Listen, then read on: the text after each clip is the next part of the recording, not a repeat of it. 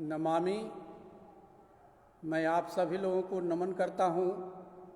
आज धम्म चर्चा में जो मुख्य विषय है वह यह है कि क्या बुद्ध की मृत्यु सूअर की मांस खाने से हुई थी। इसी पर आज हम लोग चर्चा करेंगे और यह चर्चा का जो आधार होगा त्रिपिटक होगा। त्रिपिटक का जो एक निकाय है सुत्त पिटक का, उसे दिघ निकाय कहते हैं और दिघ निकाय में महापरिनिब्बाण सुत्त आया है। महापरिनिब्बाण सुत्त का एक छोटा सा चैप्टर है चुंद सुत्त, उसी के आधार पर हम लोग चर्चा करेंगे। तो इसमें क्या लिखा है और इसके आधार पर अट्ठकथा में क्या वर्णन है, क्योंकि बुद्ध घोष के द्वारा जो अट्ठकथा लिखी गई है सुमंगल विलासिनी, उसके आधार पर भी हम लोग चर्चा करेंगे। और यह सुमंगल विलासिनी जो अट्ठकथा है यह दिघ निकाय की अट्ठकथा है। अट्ठकथा का मतलब होता है अर्थ बताने वाला कथा, मतलब जो भी बुद्धवाणी आई है दिघ निकाय में या महापरिनिब्बाण सुत्त में, या जो दिघ निकाय की अट्ठकथा है उसमें उसका हर एक शब्द का विश्लेषण और विस्तृत वर्णन दिया जाता है, अर्थ बताया जाता है, इसीलिए उसका नाम अट्ठकथा है। तो अट्ठकथा जो बुद्ध घोष ने लिखा है जिसका नाम सुमंगल विलासिनी कहते हैं, उसके आधार पर बुद्ध घोष ने क्या कहा, क्या लिखा है उसमें, इस पर भी हम लोग चर्चा करेंगे। तो हम लोग चूँकि पहले चर्चा कर चुके हैं इसके पहले कि भगवान बुद्ध वैशाली का अंतिम दर्शन किए हैं, मतलब वैशाली में ही मृत्यु की अपने जो आयु के संस्कार था छोड़ दिया है और उसमें मृत्यु की घोषणा भी उन्होंने किया है कि आज से 3 महीने बाद मैं मृत्यु को प्राप्त करूंगा। कहने का मतलब मैं महापरिनिब्बाण को प्राप्त करूंगा। और वह दिन अट्ठकथा के अनुसार वो माघ पूर्णिमा था और 3 महीने बाद मतलब वैशाख पूर्णिमा आएगी, तो मतलब उनकी मृत्यु वैशाख पूर्णिमा के दिन होगी। तो बुद्ध वैशाली का अंतिम दर्शन करने के बाद वहाँ से चलते हैं, तो वहाँ से निकलकर वह चलते हैं वो भिक्षु आनंद और लोग भी जिनके साथ है भिक्षु संघ के साथ, तो भंड ग्राम पहुँचते हैं। भंड गांव कहते हैं पाली में, और भंड ग्राम पहुँचते हैं। भंड ग्राम पहुँचते हैं तो बुद्ध वहाँ उपदेश देते हैं भिक्षुओं को। भंड ग्राम में उपदेश देते हैं कि भिक्षुओं 4 धर्मों का ज्ञान नहीं होने के कारण और साक्षात्कार नहीं होने के कारण मैं मतलब हम लोग इस दीर्घ काल तक इस संसार में भटकते रहे हैं। मतलब वो कौन से 4 धर्म हैं जिसका ज्ञान नहीं हुआ, साक्षात्कार नहीं हुआ, जिसके कारण हम लोग भटकते रहे। तो उन्होंने पहला बताया आर्य शील, शीला कहते हैं शील सदाचार को। दूसरा उन्होंने बताया आर्य समाधि, समाधि मन को एकाग्र करने को, कुशल मन को एकाग्र करने को समाधि कहा जाता है, तो आर्य समाधि हुआ दूसरा। तीसरा हुआ आर्य पय्या, पय्या कहते हैं मन को निर्मल करने को और जो जिस रूप में है उस रूप में जानने को, तो उसको आर्य पय्या कहा गया तीसरा। और चौथा जो है आर्य विमुक्ति, विमुक्ति मतलब विमुक्त होना, मतलब विमुक्त कैसे हुआ जाए यह भी मैं नहीं जानता था, हम लोग नहीं जानते थे, जिसके कारण इस संसार में हम लोगों का भटकना चल रहा था। तो वहाँ इस तरह से वो भिक्षु संघ को भगवान बुद्ध उपदेश देते हैं। उपदेश देने के बाद वहाँ भंड ग्राम से निकलकर वह जाते हैं हत्थी गाम। हत्थी गाम से, हत्थी कहते हैं हाथी को, तो हत्थी गाम। उसके बाद वहाँ से जाते हैं अम्ब गाम, मतलब अम्ब ग्राम, आम ग्राम, मतलब आम ज़्यादा होगा हो सकता है वहाँ। उसके बाद उस गांव से निकलते हैं तो जाते हैं जम्बू गाम, जम्बू कहते हैं जामुन के वृक्ष को, तो जम्बू ग्राम हुआ। और वहाँ से निकलते हैं तो भोग नगर जाते हैं, मतलब ये सब गांव थे, बड़े बड़े गांव रहे होंगे। और उसके बाद नगर पहुँचते हैं, मतलब एक गाँवों का जो बड़ा नगर होगा उसका नाम था उस समय भोग नगर, वहाँ पहुँचते हैं। तब भगवान बुद्ध जब भोग नगर पहुँचते हैं तो वहाँ फिर भिक्षुओं को संबोधित करके वह बताते हैं। हालांकि बीच बीच में भी बुद्ध कई लोगों से वार्तालाप कर रहे हैं, उपदेश दे रहे हैं, लोग पूछ रहे हैं, बता रहे हैं, लेकिन उसकी चर्चा हम लोग यहाँ नहीं कर रहे हैं। और महापरिनिब्बाण सूत्र में भी बहुत जगह मतलब जो जो जरूरत समझा गया है उसी का संग्रह भिक्षुओं ने किया है। तो भोग नगर में भगवान बुद्ध का उपदेश होता है भिक्षुओं को कि भिक्षुओं 4 महापदेशों, चार महापदेश के बारे में बुद्ध बताते हैं। महापदेश किसको कहते हैं? महाउपदेश को महापदेश कहते हैं। महा प्लस अपदेश, अपदेश कहते हैं कसौटी को, मतलब महान कसौटी, सबसे बड़ा कसौटी, अकाट्य बात तुम कैसे स्वीकार करोगे, इसी पर चार बात वह कहते हैं कि भिक्षुओं, यदि कोई भिक्षु यह कहे, अगर तुम्हारे सामने कोई भिक्षु आए और कहे कि आउस के लिए पाली में जो शब्द आया है, आउसो भी आया है और अयो भी आया है। बहुत जगह अयो का ट्रांसलेट लोगों ने आर्य कर दिया है और अर्य का भी आर्ज कर दिया है, जो हमारे समझ से उचित नहीं है। तो वो कह रहे हैं कि अगर कोई भिक्षु आकर कहे कि आउस, मैंने यह वाणी या जो भी मैंने जो बात सुनी है, यह भगवान के मुख से सुना है और उन्हीं से ग्रहण किया है, और यही धम्म है, यही विनय है और यही शास्त्रा का उपदेश है, मतलब बुद्ध का उपदेश है। और तो उस समय तुम्हें, मतलब भिक्षु को संबोधित कर रहे हैं, उस समय तुम्हें उसके वचन को न तो स्वीकार करना चाहिए और न ही तिरस्कार करना चाहिए, न अभिनंदन करना चाहिए, न उसे छोड़ देना चाहिए, बल्कि तुम अच्छी तरह उसको समझ लो। अच्छी तरह से समझने के बाद जो बुद्ध की वाणी है, जो सूत्र बुद्ध ने बताया है, मतलब बुद्ध ने जो उपदेश दिया है, तो सूत्र से उसकी तुलना करो, और सूत्र से तुलना करने के बाद यह देखो कि भगवान बुद्ध का जो विनय है, क्या इसमें यह मिल रहा है या नहीं मिल रहा है। अगर यह सूत्र से मिले, विनय में देखने पर मिले और मेल खाए, तब तो स्वीकार करना और कहना कि हाँ, ये सही में यह भगवान का वचन हो सकता है, बुद्ध का वचन हो सकता है। अगर मेल नहीं खाए तो यह बुद्ध का वचन नहीं होगा। ये पहला महापदेश हुआ। दूसरा महापदेश है कि अगर कोई स्थविर है, मतलब भिक्षु है, सीनियर भिक्षु है, उसके प्रमुख है, भिक्षु संघ के प्रमुख हैं, और उससे कहे कोई भिक्षु कि मैंने उस भिक्षु संघ के जो प्रमुख थे उनसे यह बात सुना है और वो ग्रहण किया है, तो उस स्थिति में भी तुम उसको न स्वीकार करना, न तिरस्कार करना, बल्कि तुम उसको सूत्र से तुलना करना, विनय में देखना। अगर मिलता है, मेल खाता है, तब तो ठीक है, समझना कि यह बुद्ध वाणी है, अन्यथा त्याग देना, छोड़ देना। तीसरी बात उन्होंने कहा कि तीसरी महापदेश में कि कोई भिक्षु मान लिया कि बहुत ज्ञानी है, कोई भिक्षु बहुत धर्मवान है, धर्मधर है, विनयधर है। विनयधर मतलब पूरा अनुशासन, बुद्ध के अनुशासन में रहता हो, यहाँ तक कि मातिका धर्म है, मतलब अभिधम्म को जो पिटक है, मतलब जो सांसारिक जो ज्ञान है, उससे ऊपर के ज्ञान की भी बात को जानता है, और वो कहता है कि मैंने उस के मुख से सुना है, ऐसे भिक्षु के मुख से सुना है और उस भिक्षु के सामने ही ग्रहण किया है। तो वैसी स्थिति में भी तुम इसी फॉर्मूला को आजमाना, इसी कसौटी को आजमाना। फिर उन्होंने कहा कि चौथे प्रकार का महापदेश यह है कि कोई भिक्षु यह कहे कि मैं वह थेर से सुना है, मतलब कोई सीनियर भिक्षु से सुना है, तो ऐसी स्थिति में भी तुम जब तक इसकी तुलना कोई सूत्र से, बुद्धवाणी से नहीं कर लो, विनय में नहीं देख लो, तब तक तुम स्वीकार नहीं करना कि यह बुद्ध का वचन है अथवा नहीं है। तो इस तरह से बुद्ध ने वहाँ उपदेश दिया, ये भोगनगर में दिया, और भोगनगर से चलकर बुद्ध पावा पहुँचते हैं। वो बुद्ध फिर आनंद को कहते हैं कि आनंद, अब यहाँ से हम लोग पावा चले, और वो पावा पहुँचते हैं। वो पावा पहुँचने पर वहाँ चुंद कम्मार पुत्र था। चुंद जो पाली में जो महापरिनिब्बाण सूत्र में आया है, उसमें शब्द आया है चुंद कम्मार पुत्र। कम्मार का हिंदी कहिए तो कर्मकार हो सकता है, कम्मकार।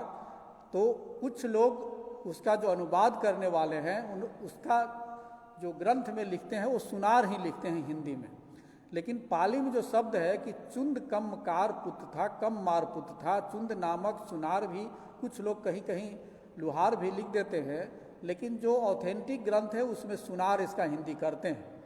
तो जब बुद्ध वहाँ चुंद के कम्मार पुत्र था, उसके आम का बगीचा था, वहाँ बुद्ध जाकर पावा में रुकते हैं, ठहरते हैं। तो चुंद को यह पता चलता है, तो चुंद भगवान बुद्ध से मिलने जाता है और मिलकर बुद्ध का उपदेश सुनता है। सुनने के बाद भगवान बुद्ध से आग्रह करता है कि भगवान बुद्ध प्रमुख जो भिक्षु संघ है, वह कल का भोजन मेरे यहाँ का स्वीकार करें।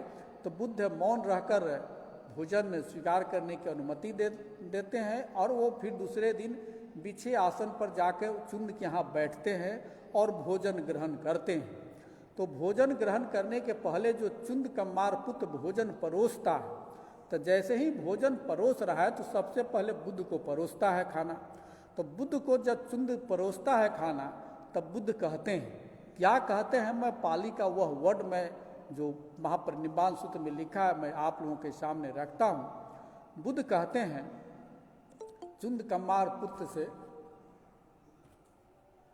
कि यंग ते चुंद सूकर मदवंग तेन मंग परिवीस, मतलब चुंद तुमने जो सूकर मद्दव तैयार किया है वो मुझे परोसो। यंग पंग अयंग खादनीयंग भोजनीयंग पटियत्तंग तेन भिक्षु संघंग परिविशाति, और तुम जो अन्य प्रकार का जो भोजन खाने वाला जो भोजन बनाया है वही तुम भिक्षु संघ को परोसो। कहने का मतलब सूकर मद्धव जो है वो सिर्फ मुझे परोसो, दूसरे को नहीं परोसो, और जो मुझे परोसने के बाद जो सूकर मद्धव बचता है तो उसको तुम किसी गड्ढे में या जलाशय में ले जाकर गाड़ दो, क्योंकि मैं नहीं समझता कि यहाँ मेरे अलावा कोई और भी इसको सूकर मद्धव को खाकर पचा सकता है।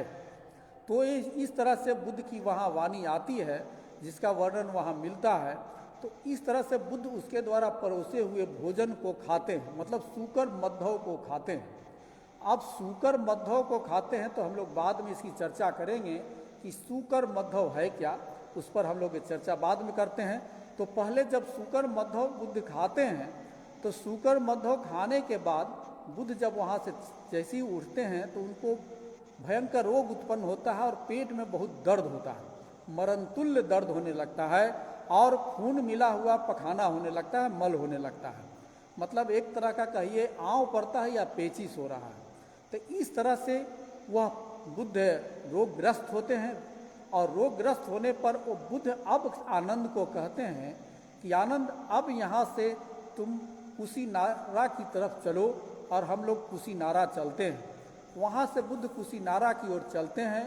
तो कुशीनारा की तरफ जब चल रहे हैं बुद्ध, तो रास्ते में एक जगह थोड़ा सा हट कर, रास्ता से हट कर एक वृक्ष के नीचे बुद्ध जाते हैं और आनंद को कहते हैं कि आनंद जो संगाठी है, जो मतलब बुद्ध जो ओढ़ते हैं उसको चार तरफ मतलब दोहरी कर दो, चौराहा कर दो, चौराहा करके बिछा दो 4 लेयर करके, और मैं उस पर लेटूंगा। मैं थक गया हूँ, मैं देर तक नहीं चल सकता, अब मैं कुछ आराम करूँगा, बैठूँगा, और मुझे प्यास लगी है, इसीलिए तुम जाकर जल ले आओ, मैं जल पीना चाहता हूँ। तो आनंद भंते आनंद का कथन वहाँ आता है कि भंते ये जो यहाँ छोटी नदी है, छोटी नदी रहने के कारण अभी यहाँ पे 500 गाड़ियाँ गुजरी है इस नदी से। तो 500 गाड़ियाँ जब गुजरी है तो इसका जल गंदा हो गया है, और कुछ जो नदी है आगे है, जो बड़ी नदी है जिसे ककूधा नदी कहते हैं, जब हम लोग वहाँ चलेंगे तो उसका पानी पिएंगे, और नहीं तो भंते कुछ आराम किया जाए, कुछ समय बाद इसका पानी स्वच्छ हो जाएगा, तब मैं छोटी नदी से जल लाऊंगा और आपको पिलाऊंगा। तब भगवान बुद्ध कहते हैं कि नहीं आनंद, अभी तुरंत तुम फिर जाओ और तुम पानी वहाँ से ले आओ, मतलब वो छोटी नदी से पानी ले आओ। वो भंते आनंद वहाँ जाते हैं। तो भंते आनंद जाने के बाद देखते हैं कि पानी स्वच्छ है। तो भंते आनंद को बहुत आश्चर्य होता है कि यह पानी स्वच्छ कैसे हो गया। फिर वहाँ से वह पानी लाकर भगवान बुद्ध को पिलाते हैं। फिर वहाँ थोड़ा सा सुस्ताने के बाद फिर वहाँ से भगवान बुद्ध चलते हैं। तो भगवान बुद्ध चलते हैं कुशीनारा की ओर। तो रास्ते में आलार कालाम का जो शिष्य थे उसका नाम था पुक्कस। पुक्कस जो था वो मलपुत्र था। वो भगवान बुद्ध से मिलता है और मिलने के बाद बुद्ध का उपदेश ग्रहण करता है और शरण ग्रहण करता है, मतलब बुद्ध के शरण चला जाता है। तब बुद्ध के शरण जब जाता है तो वह मल्लपुत्र पुक्कस जो मलपुत्र था वो आनंद को भी एक दुशाला मतलब चादर, सुनहरा चादर था, बहुत बढ़िया चादर था, वह चादर एक बुद्ध को देता है और एक आनंद को भी देता है। तो आनंद जो है भिक्षु आनंद भगवान बुद्ध के कंधे पर उस चादर रखते हैं, भंते रखते हैं। तो वो चादर का जो वर्ण था, रोशनी था, वह फिर भी बुद्ध के आभा के सामने फीका पड़ रहा था। तो भंते आनंद के द्वारा यह सवाल किया जाता है भगवान बुद्ध से कि भंते, इतना सुंदर यह दुशाला है, इतना सुनहरा दुशाला है, लेकिन आपकी आभा के सामने यह फीका पड़ रहा है, आपकी आभा आज बहुत ज़्यादा निखरी हुई लग रही है। अब देखिए, भगवान बुद्ध रोगग्रस्त है, मरणांतक पीड़ा हो रही है, पखाना मतलब खून वाला पखाना भी हो रहा है, लेकिन उनकी जो आभा है बहुत अच्छी तरह से उभर के आई है। तो उसी पर आनंद से रहा नहीं जाता है और वह आनंद इस तरह से प्रश्न करते हैं कि ऐसा क्या कारण है। तो भगवान बुद्ध कहते हैं कि बुद्ध की आभा दो समय सबसे प्रखर होती है, प्रस्फुटित होती है, और वह एक समय है जब कोई गौतम सिद्धार्थ बुद्ध बनता है, सम्यक संबोधि को प्राप्त करता है, अनुत्तर होता है, तो उस समय और उस रात्रि को बुद्ध की आभा बहुत अच्छी होती है। और दूसरी जो उसके बाद जो निब्बाण प्राप्त कर लिया, सम्यक संबोधि के बाद जब उनकी मृत्यु होगी, परिनिर्वाण प्राप्त करेंगे, अनुपादिशेष निर्वाण प्राप्त करेंगे, उस दिन भी, उस रात भी वह बुद्ध की आभा जो है बहुत अच्छी होती है, बहुत निखरती है। तो आज ही रात्रि के पिछले प्रहर में कुशीनारा के उपवतन में, जहाँ मल्लों का शाल वन है, वहीं पे मेरा परिनिर्वाण होगा। इसीलिए आज मेरे शरीर का आभा बहुत निखर रहा है। इस पर बुद्ध का यहाँ वक्तव्य आता है। उसके बाद वहाँ से फिर वो ककुधा नदी जाते हैं, ककुधा नदी जाकर वहाँ स्नान करते हैं, और वहीं पर आम वन का था, आम का वन था, वहाँ जाकर वो लेटते हैं आनंद के साथ, और वहाँ पर वह आनंद को संबोधित करते हैं। वह भंते आनंद को संबोधित करते हुए कहते हैं कि आनंद, कहीं ऐसा नहीं हो कि चुंद कम्मार पुत्र को यह लगे, यह संदेह उत्पन्न हो या ऐसा पश्चाताप हो कि आज भगवान बुद्ध रात्रि के तीसरे पहर में परिनिर्वाण को प्राप्त करेंगे, और यह जो भोजन जो मैंने किया है उसको कहीं ऐसा नहीं लगे कि इसी के भोजन करने से भगवान बुद्ध की मृत्यु हुई है। कहीं ऐसा भी उसे लग सकता है, ऐसा पश्चाताप हो सकता है, ऐसा संदेह हो सकता है। तो तुम उसे बताना कि नहीं, तुम्हारी इसमें कोई नहीं, तुमने तो पुण्य कमाया है। क्योंकि दो भोजन जो है बहुत ही अच्छे फल देने वाले होते हैं, अच्छा परिणाम देते हैं, और वो दो भोजन पिंडपात कौन है? जो पहला भोजन बुद्ध बनने के पहले जो बुद्ध ने किया, मतलब गौतम सिद्धार्थ ने जो पहला भोजन गौतम सिद्धार्थ रहते किया और उसके बाद बुद्ध बना, वो एक भोजन, और दूसरा भोजन जो महापरिनिब्बाण के पहले, मतलब बुद्ध बनने के पहले जो भोजन करता, वह भोजन। यह दो भोजन ऐसा है कि जो भोजन कराने वाले का विपाक, मतलब परिणाम बहुत अच्छा होता है, और समान फल देने वाले, अच्छे फल देने वाले होते हैं। तो यह अंतिम भोजन था, भगवान बुद्ध का यह अंतिम भोजन था। और सुजाता के द्वारा परोसा गया जो खीर था, वो बुद्ध बनने के पहले का अंतिम भोजन था। मतलब गृहस्थ जीवन का कहिए या सन्यासी जीवन का जो बुद्ध बनने का पहले का भोजन था, वह अंतिम भोजन था। तो सूकर मध्व जो यहाँ है, वह बुद्ध का परिनिर्वाण के पहले का अंतिम भोजन है। अब हम लोग चर्चा करते हैं कि सूकर मध्व क्या है और इसके बारे में क्या लिखा मिलता है। तो सबसे पहले हम लोग यह दिमाग में बैठा लें, क्योंकि पिछली बार हम लोगों ने चर्चा किया था, तो चर्चा किया था वैशाली का अंतिम दर्शन। वैशाली के अंतिम दर्शन में हम लोगों ने देखा था कि बुद्ध वैशाली में ही जो चपाल चैत्य है, वहाँ अपने आयु संस्कार को त्याग करते हैं। मतलब माघ पूर्णिमा को वैशाली में उन्होंने घोषणा किया कि आज से 3 महीना पूर्ण होने पर मेरी मृत्यु होगी। मतलब वैशाख पूर्णिमा की मृत्यु होगी रात्रि में। अब वैशाख पूर्णिमा को मृत्यु को प्राप्त होना है। अब बुद्ध कुछ खाएं तो, नहीं खाएं तो, कुछ भी खाते तो मृत्यु तो उस दिन होनी है, क्योंकि उन्होंने मृत्यु की घोषणा बहुत पहले की है।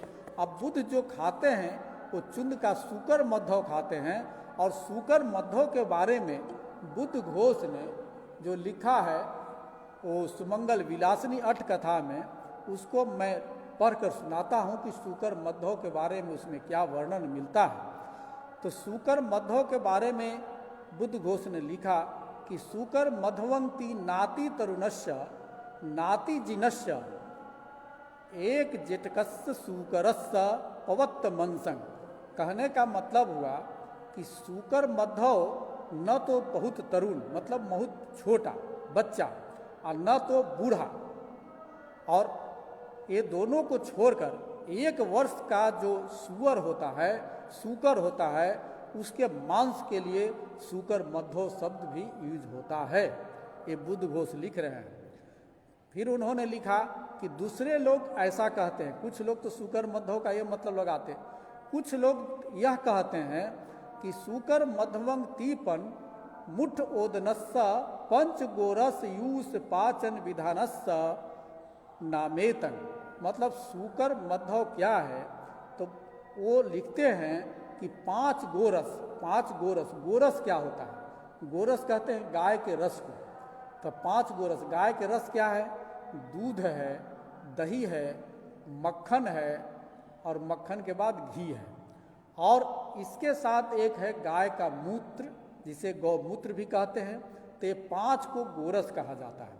तो ये 5 गोरस में पकाया हुआ भात को, मतलब सिझाया हुआ जो भात है, चावल है, उसे भी सूकर मध्यो कहा जाता है। कुछ लोगों का यह भी मान्यता है, जैसा कि बुद्ध घोष ने सुमंगल विलासनी में लिखा। तीसरा उन्होंने लिखा कि कुछ लोग इसके बारे में यह भी कहते हैं कि सूकर मध्वंग नाम रसायन विधि, मतलब सूकर मध्यो एक रसायन विधि है। वो रसायन विधि क्या है? क्योंकि चुंद यह जानता था कि भगवान बुद्ध अब मृत्यु को प्राप्त होंगे, तो मृत्यु को प्राप्त होंगे तो चुंद ने एक रसायन विधि से एक ऐसा तैयार किया, खाना ऐसा तैयार किया था ताकि भगवान बुद्ध परिनिब्बान को प्राप्त नहीं हो और इनकी आयु लंबी हो। इस दृष्टि से उसने जो तैयार किया वो सूकर मध्यो तैयार किया। तो ये जो सूकर मध्यो के बारे में जो सबसे जो अनुपिटक साहित्य कहिए, पिटक मतलब त्रिपिटक के बाद की साहित्य में बुद्ध घोष की यह साहित्य का नाम आता है, उसके बाद ही अन्य साहित्य आता है। तो सबसे ऑथेंटिक ग्रंथ, सबसे विश्वसनीय ग्रंथ यही है। तो इसमें ये 3 चर्चा आती है कि ये 3 जो है सूकर मध्यो का ये मतलब होता है। और त्रिपिटक में सूअर के मांस के लिए जो शब्द यूज हुआ है, सूकर मनसंग यूज हुआ है। सूकर मनसंग मतलब सूअर का मांस, यहाँ यूज हुआ है सूकर मध्वंग। तो 3 तरह की जो बात थी, बुद्ध घोष ने इसको रखा है। तो आगे राहुल संकीर्त्यायन ने अपने बुद्धचर्या में उदान अठकथा का भी जिक्र किया है। और उदान अठकथा के बारे में उन्होंने लिखा है कि पावा से कुशीनारा 6 गव्युति दूर था। मतलब पावा से कुशीनारा 6 गव्युति दूर था। मतलब उस समय का जो दूरी का मापक जो था वह गव्युति था, योजन था। और योजन कहते थे एक दिन में बिना थके हारे स्वस्थ बैलगाड़ी, मतलब स्वस्थ 2 बैल हो और बैलगाड़ी को चले तो एक दिन में बिना थके हारे बिना रुके जितनी दूरी तय कर ले उसे एक योजन कहा जाता था। और आज के संदर्भ में उसे अगर हम कन्वर्ट करते हैं तो वो 8 से 10 किलोमीटर, कभी कभी 12 किलोमीटर लोग भी कहते हैं, यह दूरी माना जाता है। तब 6 गव्युति को उन्होंने लिखा है 3/4 योजन। मतलब अगर 10 माने तो 7 किलोमीटर माने। मतलब पावा से कुशीनारा की दूरी लगभग 5 से 7 किलोमीटर दूर रही होगी। और यह इस जगह में 6 गव्युति में ये जो 5 से 7 किलोमीटर दूरी को भगवान बुद्ध ने जो तय किया था, वो 25 स्थानों पर बैठ कर वो बैठते थे, फिर आराम करते थे, फिर चलते थे। और दोपहर में पावा से चलना शुरू किया है और शाम में कुशीनारा वो पहुँचते हैं और उसी रात उनकी परिनिब्बान होती है, मृत्यु होती है। तो सूर्यास्त के समय वो पहुँचते हैं दोपहर से चलकर। मतलब ये लगभग 5 से 7 किलोमीटर चलते हैं। तो कहने का मतलब भगवान बुद्ध की जो मृत्यु हुई इस सूअर के मांस खाने से हुई, यह कहना पूर्ण रूपेण गलत है। क्योंकि बुद्ध कुछ भी खाते नहीं भी खाते तो उनकी मृत्यु जैसा कि वर्णन मिलता है परिनिब्बान सूत्र में, उनकी मृत्यु तो वैशाख पूर्णिमा को होनी ही थी। तो यह तो सिर्फ अंतिम भोजन है। सूअर का मांस कहिए या सूकर मद्धो कहिए या 5 गोरस में पकाया हुआ कहिए या रसायन विधि से तैयार किया हुआ कोई भी पाक कहिए, यह जो भी खाए हो यह अंतिम भोजन था। और यह अंतिम भोजन जिस तरह से सुजाता का खीर खाकर उन्होंने बुद्ध बना, निर्वाण को प्राप्त किया, सम्यक संबुद्ध बने, उसी तरह से यह चुंद का अंतिम भोजन स्वीकार कर वो परिनिब्बाण को प्राप्त करते हैं, मतलब पूर्ण रूपेण निब्बाण को प्राप्त करते हैं। अब उनके लिए कोई शारीरिक कष्ट भी नहीं रहा और यह दुख चक्र से वो मुक्त हो जाते हैं। और यह आगे का जो परिनिर्वाण की मृत्यु की चर्चा हम लोग अगले रविवार को करेंगे। तब तक के लिए मुझे इजाज़त दें। साधु साधु साधु।